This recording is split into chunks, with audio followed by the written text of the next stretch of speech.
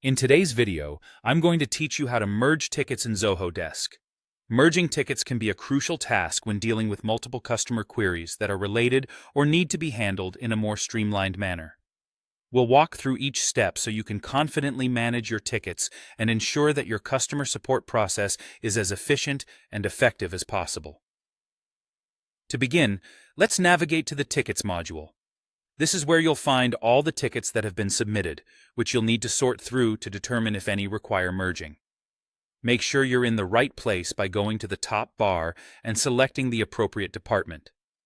Providing clarity here is important because, as you know, the ticket details might vary significantly depending on the department.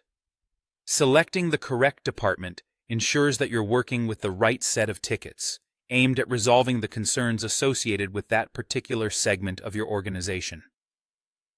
Now, on to selecting the tickets to merge.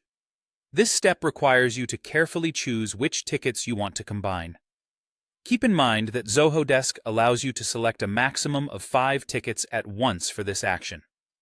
When deciding which tickets to merge, ensure they are indeed related, or would benefit from the same resolution approach, as this will make the process more meaningful and valuable for both you and the customers involved. Once you've selected the appropriate tickets, proceed to the Mass Actions menu. In this drop-down, you'll find the Merge option. Clicking on this will initiate the next step of the process. With your tickets chosen, it's time to select the master ticket.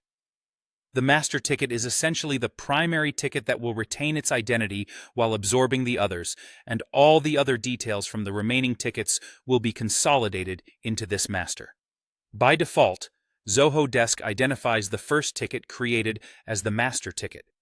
However, it's essential to know that you have the flexibility to select a different ticket as the master, if you feel it better represents the core of the issue being addressed.